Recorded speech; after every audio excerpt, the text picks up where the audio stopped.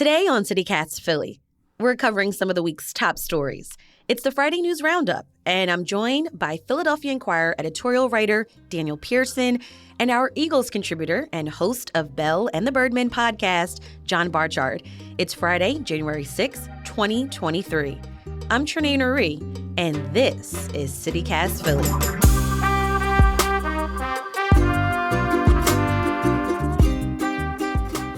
Hey, John. Hi, Daniel.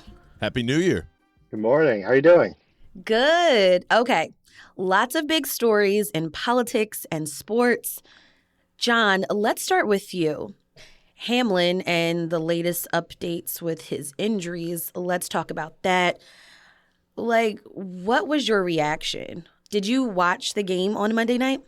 Yeah, I was watching actually that and the Sixers game kind of simultaneously and thinking that, hey, it might be a great game. I actually tweeted to Kay Adams because she was asking, give us a prediction for this game. And I felt like, yeah, I'll probably be asleep in the third quarter if you want me to be honest. So that was kind of anything but. And, I thought about all those times there was a famous Flyer and famous NHL player, Chris Pronger, that, had the same situation as well. And I did see that clip end up going around, and that was something I remembered too. And I was like, oh, man, I wonder, I hope. And then, you hear Joe Buck with the CPR and all that, and then it went from, well, I'm staying up all night to make sure that, this kid is okay. It's been a complicated situation for sure. I'm sure their entire family, his teammates, the NFL, obviously, and there's definitely, I think, a lot to maybe critique, but also for the most part, I just kind of feel like everyone did the best that they could in this situation,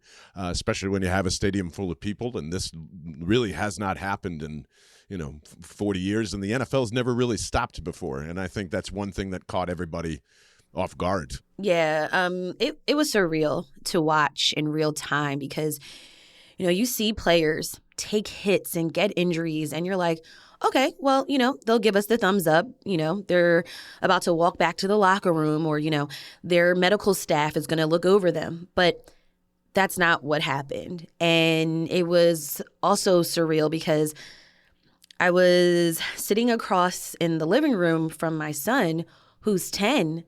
He plays football, since he was 5. And I'm just like, okay, this was like one of those wake-up calls where I'm like, I don't know how I feel. We're a big, big football family. Actually, a couple of summers back, he took a hit where he was on the ground, and I rushed to the field, and I was in panic mode. And the officials were like, okay, Mom, we need you to calm down. And you kind of forget about those moments because you just love the game so much, and you want the best for your son. But it's really hard. And so, our thoughts are with Hamlin and his family and his teammates and the entire NFL league. And Trenae, just real quick, I can relate to that big time too, just kind of like being, everyone being surrounded in a football family. And even just as young as like Pop Warner in football, I can remember countless times of getting cracked under the chin, probably having a concussion and not really realizing it because that was just the culture of football at the time. You think of it now and you're just like, wow, we're way past that point. Athletes keep getting, bigger and stronger. There's, endless ways to make yourself more faster, stronger, et cetera, et cetera. And, I don't blame people for having a moment of like, whoa, what do we, what does this mean? And it shocked Eagles players. It shocked everybody that had any type of, I've been in that situation remotely somewhat, and it didn't even have to be football-wise. A good colleague of mine just said, he's had that exact situation and not knowing how to do CPR, and I think that brought a lot of light, at least for that alone, of like, hey, this is a skill that you absolutely need because you never know when it's going to happen. And I'm really thankful that the people on the field were able to do their thing because that was not a thing in the NFL just a year ago. In fact, their health department made a ruling after seeing like a European soccer league where I believe the same thing had happened, and they made the change there. So, I think there's a lot of kudos to go involved with the criticism as well.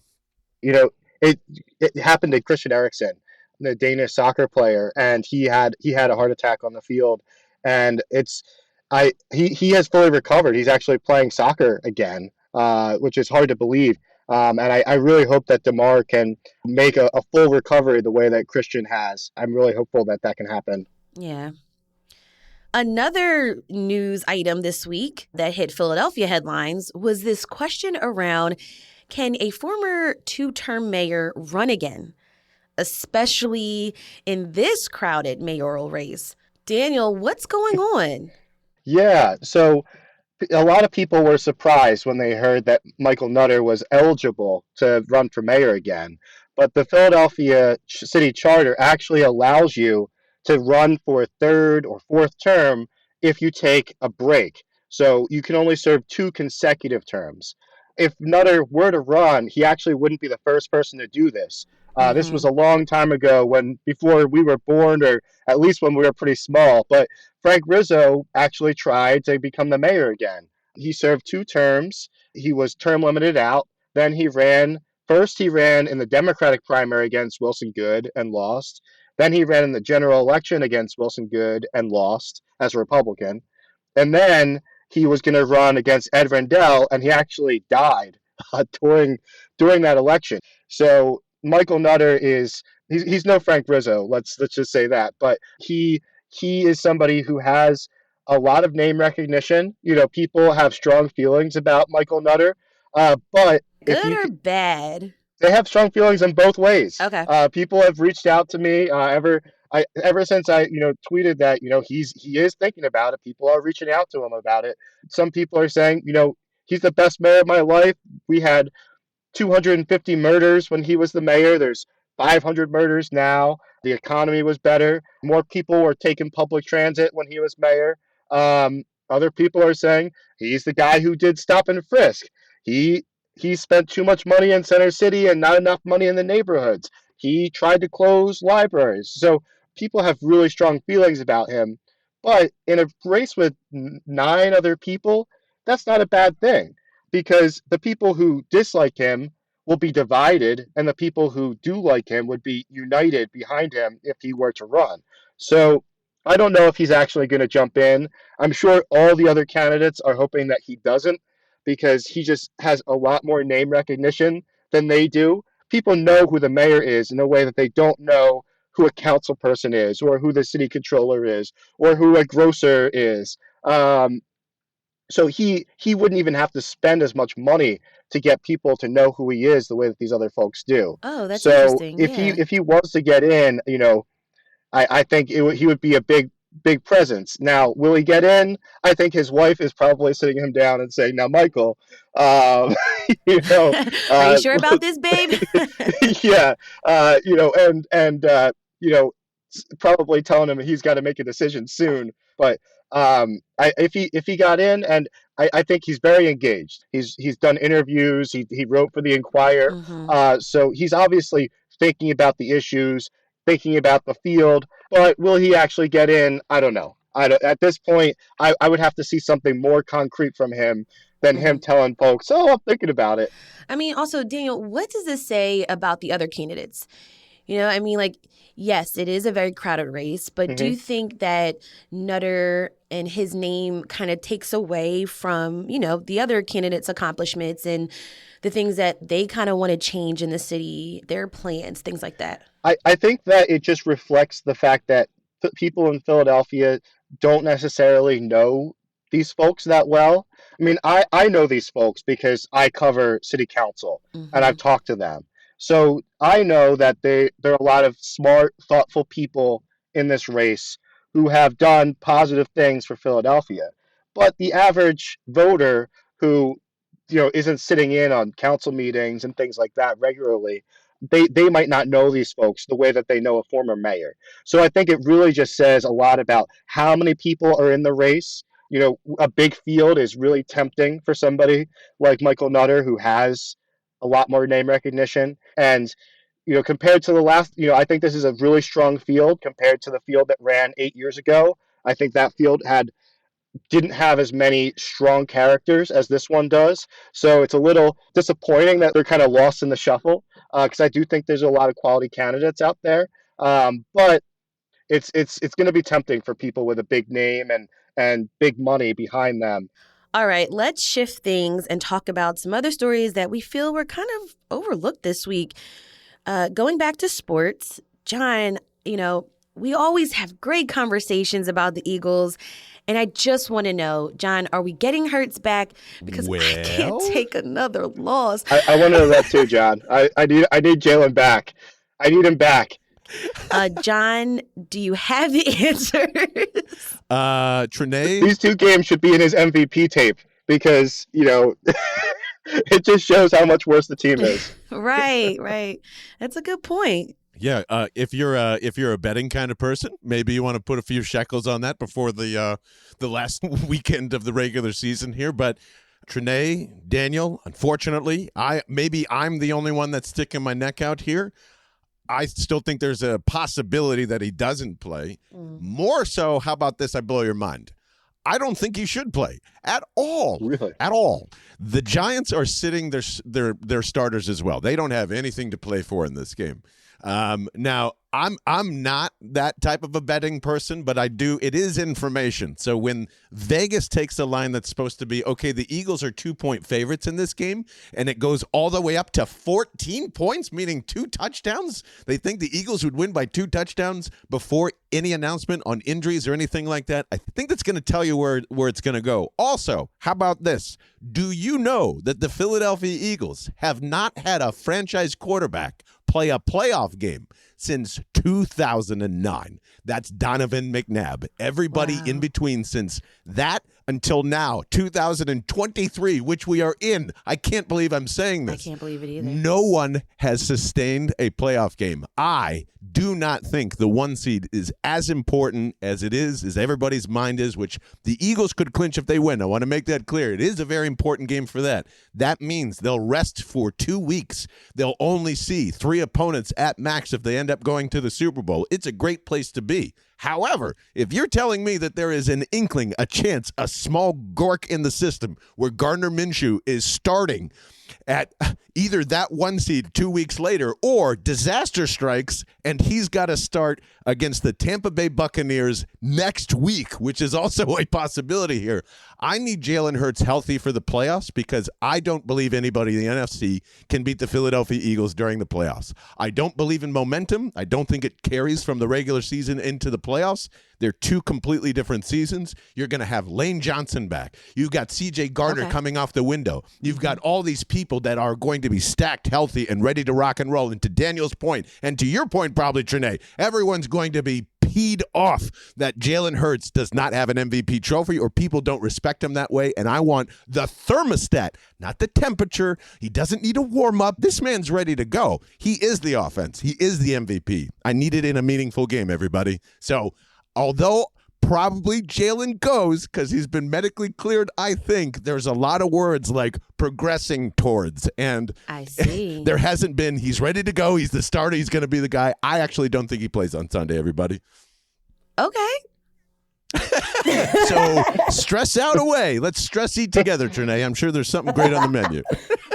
That's so funny. To your point, though, he doesn't have Lane. So, his greatest protector, the best, tackle probably in the NFL, who hasn't given up a sack in ages, isn't going to be there. So do you really want to put him out there without his wall of protection?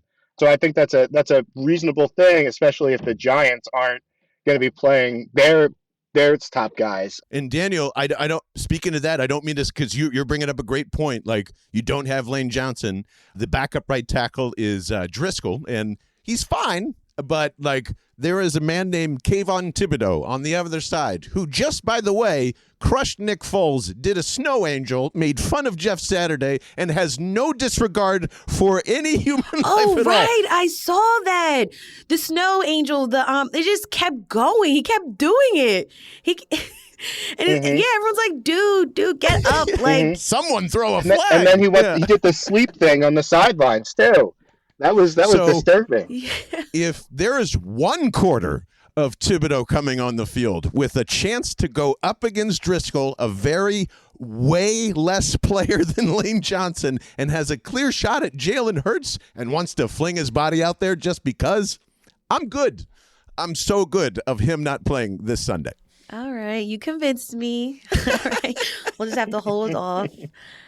Let's talk about some more drama. What is going down in Pennsylvania, in Harrisburg? Daniel, this week we've seen a lot of drama in Congress on the federal side, but also on the state side.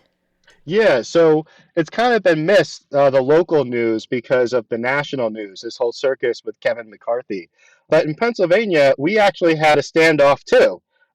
We had a situation where Democrats won 102 seats, Republicans won 101 seats, but temporarily there were more Republicans than Democrats because one member unfortunately passed, and two got elected to higher office. So people weren't really sure how this would shake out Mm-hmm. going in. People were wondering if Republicans would use this to kind of get a temporary advantage, even though they lost the election. And what ended up happening was this, backbencher, not super well known from Berks County. He's now the speaker. There was a deal made with some Democrats and some Republicans, and it's very unexpected. And people don't really know what he's going to do. For sure. He's not somebody who's known for having a strong ideology. He's known for somebody who is very personable. He has lots of friends. He's willing to work with people across both sides of the aisle. So it's really a huge wild card that's been thrown into PA politics that people weren't expecting. People were knew that there would be some drama, but they weren't expecting Mark Rossi as the speaker this time last week. I don't know a single person who said that was going to happen. Right. And so, like, from my understanding, then he decided to be independent. Yes. So he was elected as a Democrat. His district, it goes from Reading to this a town called Muhlenberg. Hmm. It's heavily Hispanic. He's Italian American. He won with about 70% as a Democrat. So I don't know if he plans on being a independent long term, because in his district that's not really a smart idea. I think a Democrat would probably defeat him Hmm. if he stayed as an independent. But at the same time, he's probably going to be the speaker for the next 2 years. And there's a lot of power. You get to decide what comes up for a vote and what doesn't. And nobody, because of this evenly split House, nobody can kick him out without the Democrats and Republicans kind of getting together to say we don't want him anymore. And nobody had this on their bingo card, right? Nobody was talking about this guy, and now he's one of the most important people in the entire state. So hopefully we can find out a little bit more about Mark Rossi in the next month or so people can know what he stands for, what he wants to do, and everything else. Daniel, if you don't mind, I actually have a question on that because one thing I've noticed, and this might be anecdotal, there are a lot of people that I believe are making either party changes or heading to maybe they are going to take that independent tag locally, nationally. Do you feel that that's a trend that is going to continue to happen because there is so much uproar? Does this kind of maybe even have a discussion for ranked choice voting and all that other stuff? Like we're about to kind of not a revolution more or less, but people are going to start to maybe even waver towards that third party, even though everybody kind of shouts it down a little bit. Good question, John. Yeah, it is a good question. It's tough because I think you really need to change the voting system if you want other parties to be able to thrive.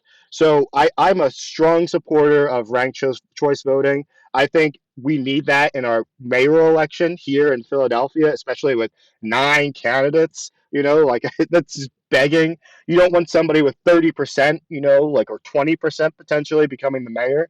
But without ranked choice or some other type of system that allows people to safely vote third party, people are going to end up defaulting to one party or the other. You saw that last year in Oregon, which is predominantly Democratic. For a while, it was a three-person race for governor. There was an independent candidate who was at some points in second place. Other points, it was like a three-way tie. But then closer to election day, all of a sudden that third party candidate's vote share goes from 30% to 20% to 15. So, people are like, I like her, she's my favorite candidate, but I really dislike the Republican, or I really dislike the Democrat so much that I'm not going to vote for my first choice. I'm going to vote against my last choice. So without ranked choice, right? Because ranked choice lets you do that, lets you put your favorite candidate first, even if they're not going to win. It's going to be really hard to get people out of that mindset where they have to compromise and vote for somebody who's not their favorite because they don't want to throw away their vote. So I'm very supportive of ranked choice voting. We wrote about it a few times in Inquire.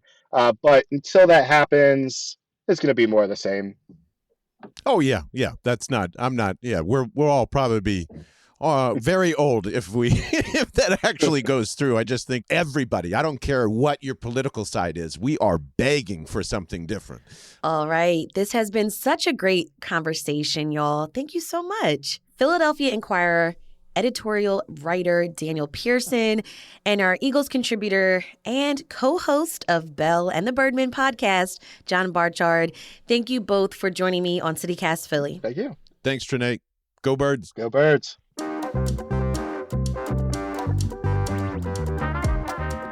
That's all for today here on CityCast Philly. Our lead producer is Alexandra McMahon. Our producer is Abby Fritz. Our newsletter editor is Brittany Valentine. And our host is me, Trinae Nuri. Music is by Philly's own Interminable. If you enjoyed this conversation and any of the episodes we covered this week, rate the show, leave us a review, and subscribe to our morning newsletter. It's called Hey Philly. We'll be back Monday morning with more news from around the city. Have a great weekend and be safe. Bye.